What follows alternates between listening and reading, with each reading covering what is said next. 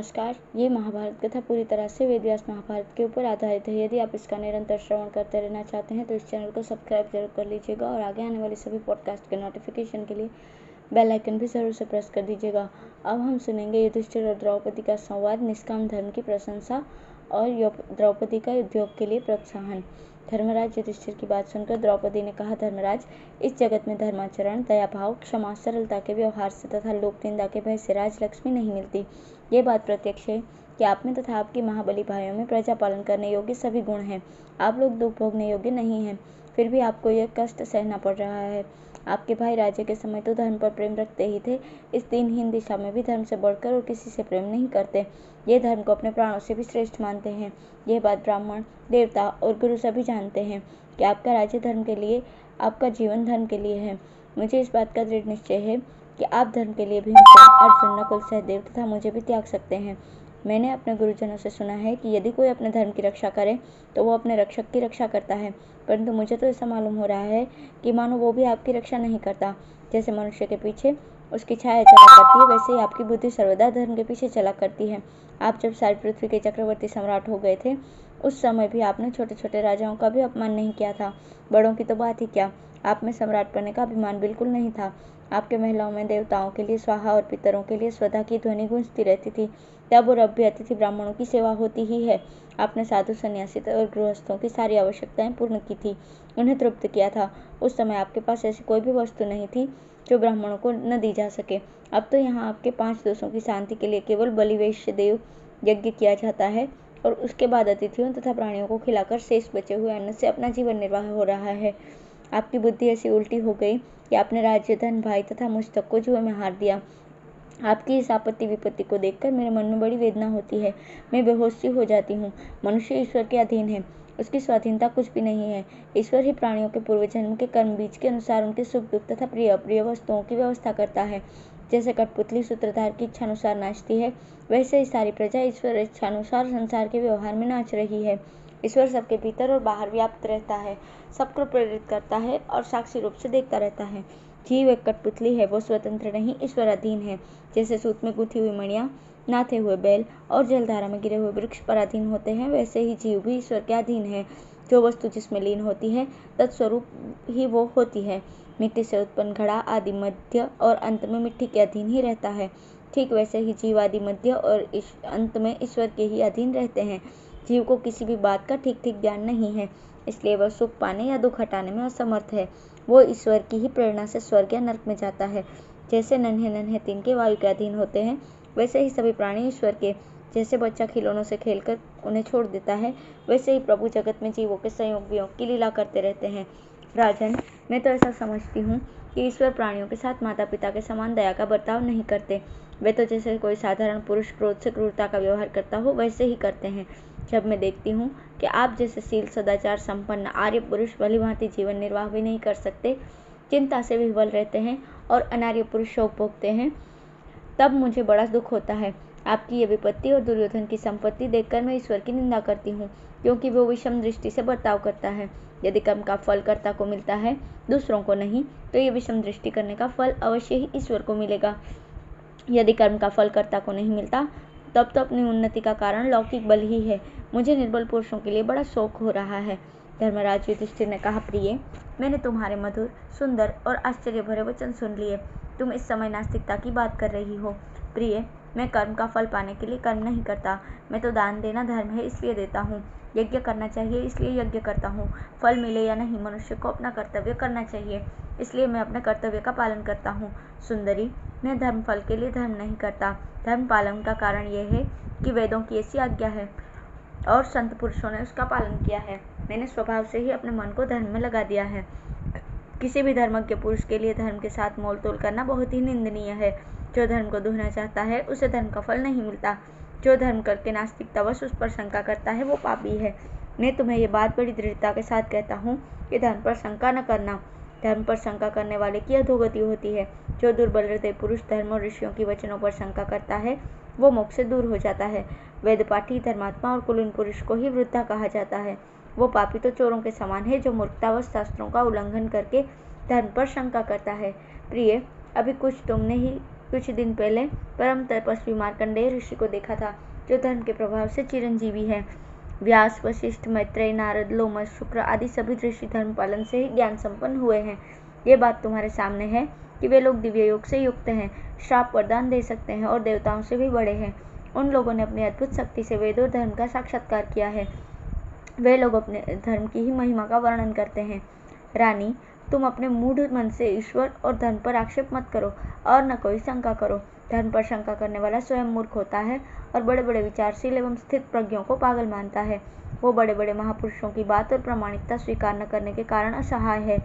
वो घमंडी अपने हाथों अपने कल्याण का तिरस्कार करता है और केवल उन लौकिक वस्तुओं को ही सत्य मानता है जिनसे इंद्रियों को ही सुख मिलता हो।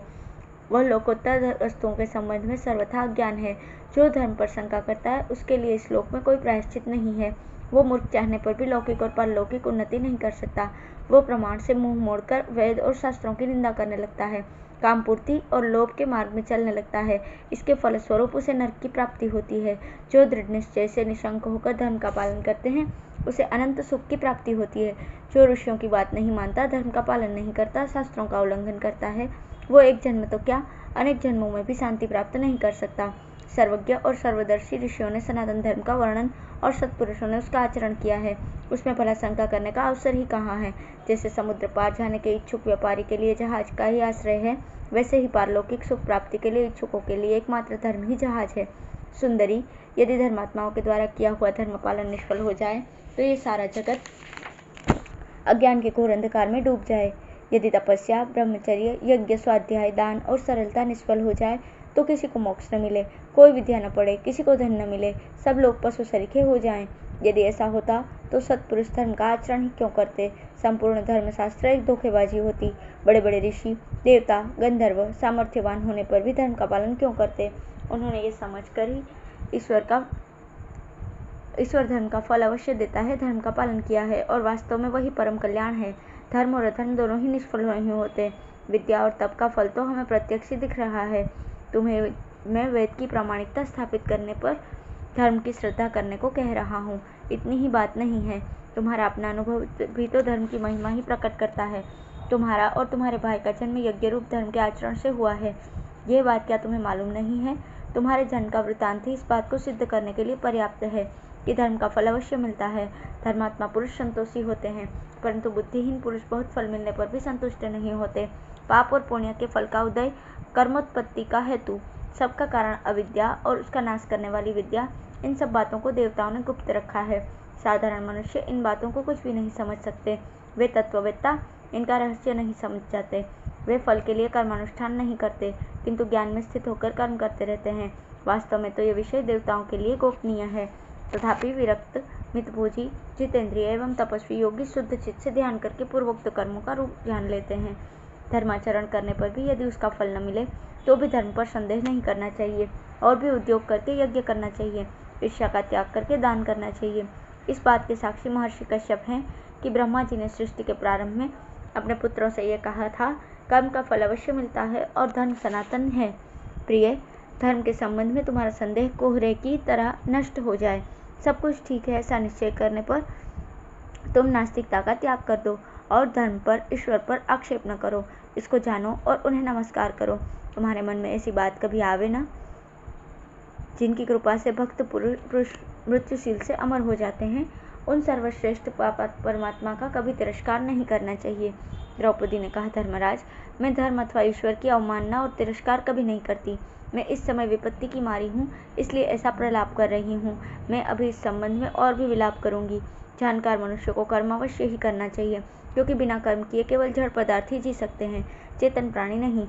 पूर्व जन्म के कर्मों की बात तो तनिक सा विचार करते ही सिद्ध हो जाती है, क्योंकि बछड़ा जन्मते ही गाय के दूध के लिए थन पीने लगता है और धूप लगने पर छाया में बैठ जाता है। अवश्य ही इस क्रिया में पूर्व जन्म के संस्कार काम करते हैं। सब प्राणी अपनी उन्नति समझते हैं और प्रत्यक्ष रूप से अपने कर्मों का फल भोग रहे हैं। इसलिए आप कर्म कीजिए, उससे उकताइए मत। आप कर्म के कवच से सुरक्षित होकर सुखी होइए। सहस्त्र मनुष्यों में से कोई भी एक कर्म करने की विधि ठीक ठीक जानता है या नहीं, इसमें संदेह नहीं है। यदि हिमालय जैसा पहाड़ भी प्रतिदिन खाया जाए तो उसमें वृद्धि न हो तो थोड़े दिनों में क्षीण हो जाता है। इसलिए धन की रक्षा और वृद्धि करने के लिए कर्म करने की बड़ी आवश्यकता है। प्रजा यदि कर्म न करे तो उजड़ जाए, यदि उसका कर्म निष्फल हो जाए तो उसकी उन्नति रुक जाए। यदि कर्म को निष्फल माना जाए तो भी कर्म करना ही पड़ेगा, क्योंकि कर्म किए बिना किसी प्रकार की जीविका नहीं चल सकती। जो भाग्य के ऊपर भरोसा करके हाथ पर हाथ धरे बैठे रहते हैं, हठवादी हैं, स्वयं ही वस्तुओं की प्राप्ति मानते हैं, वे पूर्व जन्म के कर्मों का स्वीकार नहीं करते। उन्हें मूर्ख समझना चाहिए। जो कर्म न करके आलस्यमय जीवन व्यतीत करता है वो पानी में पड़े कच्चे घड़े की भांति गल जाता है। जो काम करने की शक्ति रहते हुए भी उससे हठवश अलग रहते हैं, वे चिरकाल तक जीवन धारण नहीं कर सकते। जो मनुष्य इस संदेह में रहते हैं कि मुझे अमुक कर्म का फल मिलेगा या नहीं, उन्हें कर्म का कुछ भी फल नहीं मिलता। जो निसंदेह होते हैं वे अपना काम बना लेते हैं। धीर पुरुष सर्वदा कर्म करने में लगे रहते हैं और फल के संबंध में कभी संदेह नहीं करते, परंतु वैसे मनुष्य होते हैं बहुत थोड़े। किसान हल से धरती जोतकर अन्न बो देता है और संतोष के साथ प्रतिज्ञा करता है, इसके बाद बोए हुए अन्न को जल से खींचकर अंकुरित करने का काम मेघ करता है। यदि मेघ किसान पर अनुग्रह न करे, जल न बरसे, तो इसमें किसान का कोई अपराध नहीं है। उस समय किसान यही सोचता है कि सब लोगों ने जो काम किया वही मैंने भी किया, अब मेघ बरसे या न बरसे, फल मिले या न मिले, किसान निर्दोष है। वैसे ही धीर पुरुष को अपनी बुद्धि के अनुसार देश काल शक्ति और उपायों का ठीक ठीक विचार करके अपना काम करना चाहिए। ये बातें मैंने अपने पिताजी के घर पर बृहस्पति नीति के मर्मज्ञ विद्वानों से सुनी है। आप विचार करके अपने कर्तव्य का निश्चय कीजिए। धन्यवाद।